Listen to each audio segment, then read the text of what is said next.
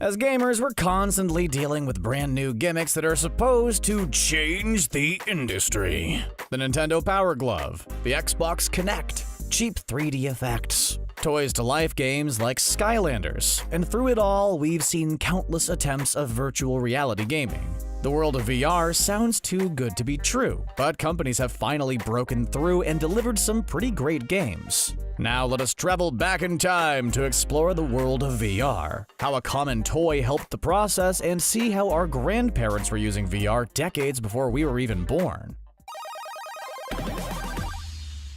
In movies like Lawnmower Man and Ready Player One, pop culture has been infused with ideas of VR, but what has actually become a reality? Well, to find out, we have to travel all the way back to the 1960s with the Sensorama. Considered to be one of the first virtual reality machines, the giant booth didn't actually feature any gaming, but was a visual VR experience. A user would sit in a seat, place their head into a giant screen, and then select one of 5 short movies. The most popular was a motorcycle ride in New York City, which featured motion movements, wind blowing, and smells of bus exhaust and fresh mozzarella pizza. You know how many VR headsets would sell today if they could disperse the smells of a freshly baked New York City slice? Despite all the technological advances, the Sensorama couldn't get enough funding to really take off and quietly disappeared. For many kids, the first VR experience they had actually came through a popular toy, the Viewmaster. The reels featured a 3D-like viewing experience and a headset design, which would become the norm for so many virtual reality viewers.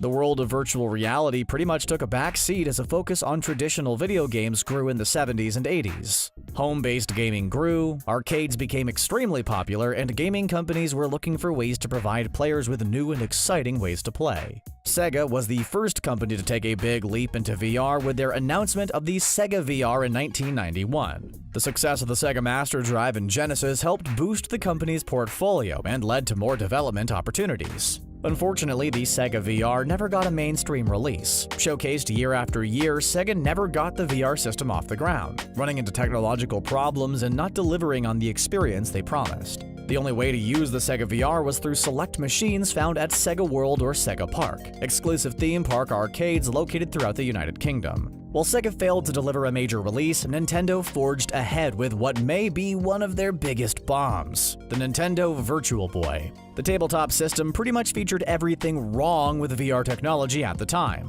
Released in 1995, the console didn't allow any movements. It featured only red graphics and was paired with a cheap and clunky controller. The games weren't anything special either. Packaged with Mario Tennis, the 3D effects were impressive for the time, but the red colors would quickly cause eye strain and limit the amount of time the player could play.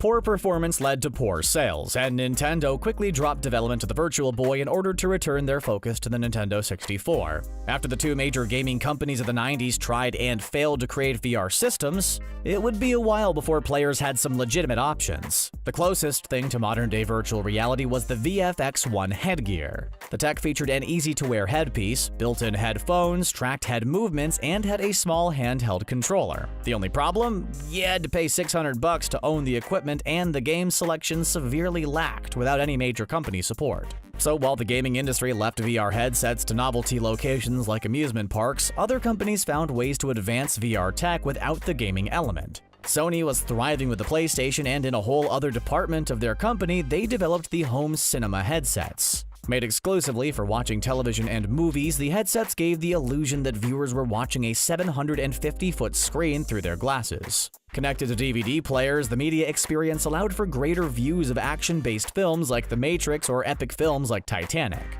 Through the 90s and early 2000s, Sony released various forms of the VR tech, including the Glasstron and 3D-compatible headsets. Years later, the tech finally clicked with Sony's gaming division, and the development of the PlayStation VR was born. But before Sony's big release, the world of VR was gaining a lot of steam. No longer did consumers want just a novelty. Thanks to a Kickstarter project for the Oculus Rift, the VR sensation was born.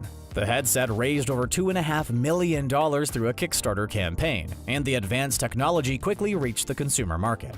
Released in 2016, the Oculus Rift VR finally showcased how the novelty caught up with advanced technology. HD graphics, real-time head tracking, and interactive features allowed gamers to enter into immersive worlds and games. The Oculus Touch accessories included motion control devices to help players draw, punch, kick, and grab objects in their virtual worlds. Novelty games like hot dogs, horseshoes, and hand grenades quickly became best sellers and still remains popular today. Vader Immortal gives players lightsaber battles they only ever dreamed of, and Job Simulator features a collection of fun minigames set in a virtual world.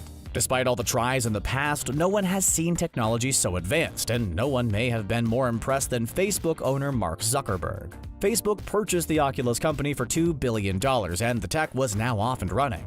And then the VR trend was born. Thanks to a boom in competition, companies left and right began announcing new VR technology. One of the biggest game changers in the world of VR was the use of phone screens as opposed to standalone LCD screens. In 2015, Samsung teamed up with Oculus to release the Gear VR, compatible with the whole line of Samsung phones. VR technology was now more accessible for consumers. Sony also abandoned their personal cinema headsets to focus on gaming with the PSVR. Released in 2016, the system was an add-on with the PS4 and became an instant hit. Sony integrated the VR with current PlayStation technology to really improve the experience. The PlayStation camera was used to track player movements. The Move controllers were used as motion control devices. The social share screen allowed other people to watch your VR experience, truly adding a multiplayer element to the technology. Owning the headset gives gamers access to plenty of free games and experiences to show the tech off. The Spider-Man Far From Home virtual reality experience is a free download which allows players to swing through New York City in their favorite Spider-Man costume.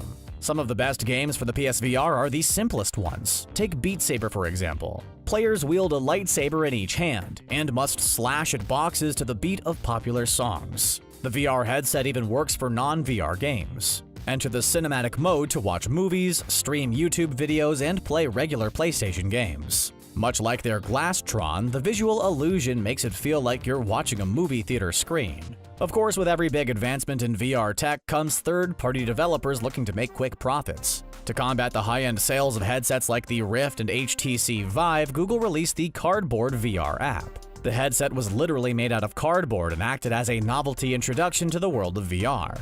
App developers released adventure apps, horror survival games, and interactive games where no controller was needed. Even the Viewmaster entered true VR territory by teaming up with Google Cardboard to release the Viewmaster Virtual Reality Viewer in 2015. Apps allow players to explore full worlds and bring Viewmaster classics to life. Nintendo also got back into the virtual reality game with the Labo VR kit. Also made of cardboard, the whole Switch console could slide into the headset and give players VR game options. There are standalone VR games and several VR game add-ons for titles like Zelda Breath of the Wild. The Labo kit isn't as advanced as Sony's kit, giving Sony a huge lead in VR tech for home consoles. And as VR advances, so does the mixture with augmented reality. Microsoft may not have a VR headset for the Xbox, but they are taking steps forward and could have some hardware available for the Xbox Series X within the next couple of years. Microsoft's proof of concept has come with the Windows Mixed Reality, a VR experience which pulls the Windows operating system out of the monitor and into the real world. The Windows Mixed Reality includes headsets like the HP Reverb series and easy access to the growing library of VR games. Microsoft has also attempted to create a VR social space with AltSpace VR. Meet up with people, hold concerts, and experience VR in a whole new way. Clearly, AltSpace is in its early days, but the app has so much potential to showcase what the future holds for VR technology. Like their current console war, Sony will aim to stay one step ahead of Microsoft. Rumors persist on a VR 4K upgrade for the release of the PS5, giving Sony a huge step into the future of VR. But while Sony takes the lead, some of the best use of VR gaming tech may not be at home at all. The rise of arcades has begun again thanks to the wireless VR headsets. But these are not like arcades of the past with machines lined up side by side. The arcades are essentially large empty rooms with props and features designed to replicate the digital world players play in.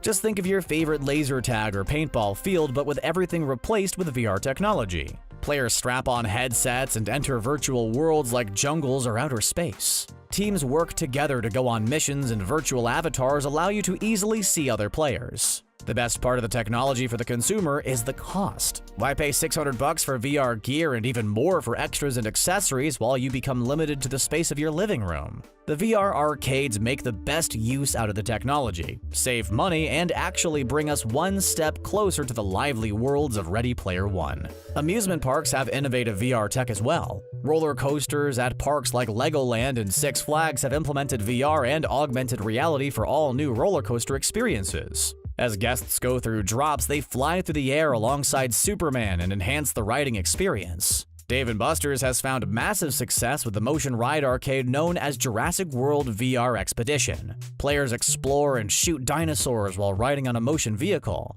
And like many other things, Disney might have adapted the technology best with their Avatar ride at the Animal Kingdom Park in Walt Disney World. The Flight of Passage ride includes VR headsets, interactive bike seats, and features similar to the 1960s Sensorama. Riders feel the wind, movements, and even smell the oceans of Pandora while on the ride. The Flight of Passage represents the future of VR and ways Disney could implement the technology in the future. Imagine wearing a VR headset and going on the Haunted Mansion where you see flying ghosts along with the traditional animatronics. The future is endless for the implementation of VR at amusement parks and gaming overall. VR technology will only improve in the future, giving us lighter headsets and improving the ability to actually feel the virtual worlds we enter. Check out our other gamer video going into deep detail on the future of VR skin applications. After so much evolution, there's so much more to come and to look forward to in the years ahead. What's your favorite piece of VR technology? The seamless use of the PS4 makes the PSVR one of our favorites, while the Labo VR falls into Wii U territory. What other features do you want to see with VR tech? Would you rather use them at home or at big arcades? Let us know in the comments below, and don't forget to subscribe to The Gamer for more great videos.